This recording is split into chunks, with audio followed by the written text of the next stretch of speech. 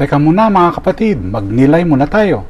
Alam mo ba na ang puso ng kolibri o hummingbird ay kayang tumibok ng hanggang 1,260 times per minute habang lumilipad? Ngunit sa gabi o sa malamig na panahon, pumapasok ito sa estado ng tinatawag na torpor, kung saan bumabagal ang tibok ng puso sa 50 beats per minute upang makapagpahinga at mabuhay. Kung wala ang balanse ng gawa at pahinga, madaling mapapagod at mamamatay ang munting ibong ito. Sa aklat ng Exodus, balisa si Moises sa kanyang misyon. Ano ang sasabihin ko sa kanila? Sino ang nagsugo sa akin? Tugon ng Diyos, ako ay ako.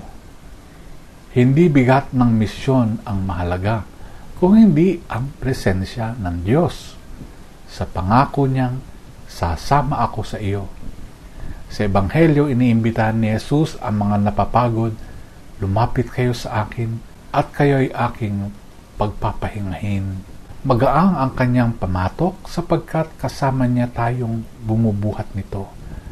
Ang pahinga kay Kristo ay hindi pagtakas sa buhay, kung hindi isang ritmo ng pagpapala. Magaan ang pasan dahil ito ay kasama niyang pinapasan. Tulad ng hummingbird, hindi natin kayang lumipad sa buhay sa sariling lakas lamang.